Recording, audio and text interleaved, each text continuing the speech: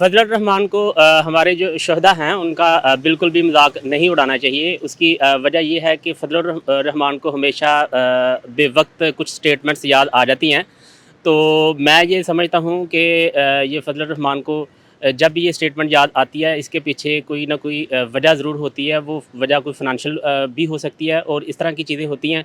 اگر یہی سٹیٹمنٹس جب یہ ویسے بھی جو گورنمنٹ ہے اپنا ٹرنیور پورا کر رہی ہے، ٹھیک ہے، اور پاک فوج اور شہداء کا مذاق کرنا ان کو ابھی یاد آ گیا۔ ہماری جو پاک فوج ہے اس کے جوان سرحدوں پہ کھڑے ہیں اور پاک فوج پاکستان کی حفاظت کر رہی ہے، اور اندرونی بیرونی جو سازشیں ہیں بلا شبہ اس کا بھی وہ فیس کر رہی ہیں۔ اور اس حالات میں فضل الرحمان کو اس طرح کی سٹیٹمنٹ دینا یہ بالکل بھی قابل قبول نہیں ہے۔ ہم اس پوائنٹ آف ویو سے بالکل پاک فوج کے ساتھ ہیں۔ پاکستان زندہ باد، پاک فوج زندہ باد۔ ہم پھر بھی تمیز کے دائرے میں بات کرتے ہیں، ٹھیک ہے۔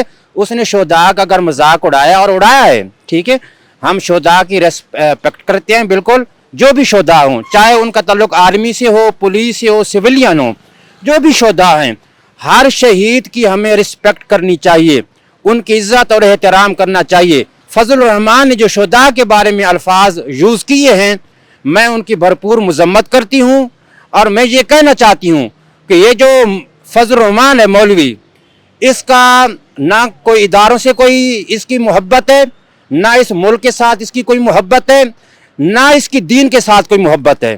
حالانکہ اس بندے نے سب سے زیادہ اگر میں کہوں کسی کو دھوکہ دیا ہے تو وہ دین ہے۔ اس نے ملک سے بڑھ کر، اداروں سے بڑھ کر سب سے زیادہ اس بندے نے دین کو دھوکہ دیا ہے۔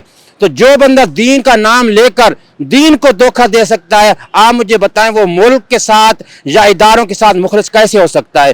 جب یہ حکومت میں ہوتا ہے تو یہ سب کی تعریفیں کرتا ہے، اور جب حکومت کے اندر یہ نہیں ہوتا تو یہ ہر ایک کے خلاف بکواسات کرتا ہے، ہر ادارے کے ساتھ حکومت کے بارے میں یہ لغویات بولتا ہے۔ تو میں شدید الفاظ میں مذمت کرتی ہوں جو اس نے شہداء کی توہین کی ہے۔ یہ فضل الرحمان جو ہے یہ ملک کا غدار شخص ہے، ہم اس کے بہت خلاف ہیں۔ اس نے شہداء کا مذاق اڑایا، ان کے خلاف اس نے بکواس کی ہے کہ شہید ہوتے ہیں تو اس چیز کے ان کو پیسے ملتے ہیں، ٹھیک ہے، تو یہ اس کے بالکل خلاف ہیں ہم۔ اس نے بہت غلط الفاظ میں یہ بات کی ہے۔ اس کو چاہیے کہ اپنے اولاد کو بھیجے، اپنے کسی بیٹے کو بھیجے یا اپنے کسی رشتہ دار کو بھیجے، تو ہم اس سے پوچھیں کہ پھر اس کو کتنا اچھا لگتا ہے یا کتنا اس کو بھی برا لگتا ہے۔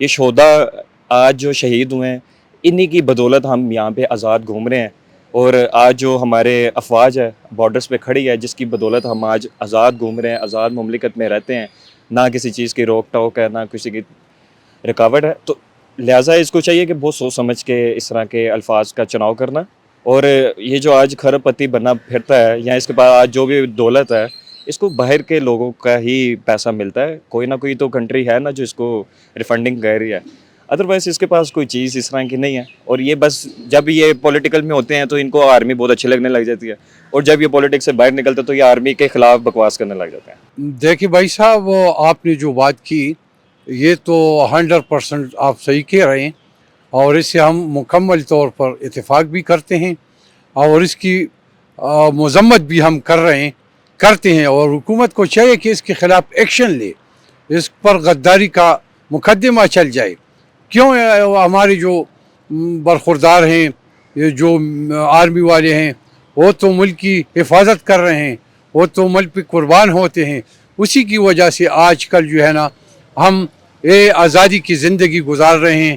اور اس نے جو پیسہ کمایا ہے نا، اس کو تو باہر سے فنڈنگ آ رہی ہے، اس کا سراغ، اس پر مقدمہ چلانا چاہیے اور اس کو سزا ملنی چاہیے، تاکہ آئندہ ایسی کوئی بندہ ہمارے پاک فوج کے خلاف ایسی کوئی حرکت نہ کرے، ایسی بات منہ سے نہ نکالے۔ یہ تو دشمنوں کی زبان بولتے ہیں، یہ تو دشمن ہے، پاکستان کا غدار ہے۔ میں تو اس کی پرزور مذمت کرتا ہوں، اور پاک فوج کو میں خراج تحسین پیش کرتا ہوں کہ اس کے کتنے گلاب جیسے بچے ہیں، اور وہ ملک پہ قربان ہو رہے ہیں، شہید ہو رہے ہیں، اسی کی وجہ سے آج ہم آزادی کی سانس لے رہے ہیں۔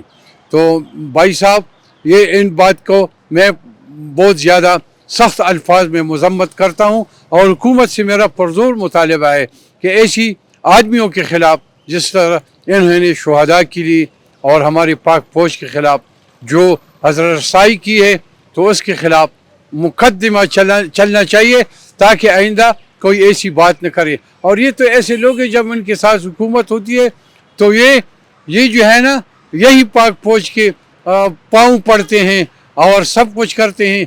आज जो है ना जब इनको इक़्तिदार लोगों ने इनको मुस्तरद किया है और हमारे पुख्तनख्वा के लोगों ने इनको मुस्तरद किया है तो ये कभी इस्लाम के नाम पर ये सारे उनके जो हरबे हैं वो नाकाम हुए। तो हुकूमत को चाहिए इसके ख़िलाफ़ मुकदमा चलना चाहिए।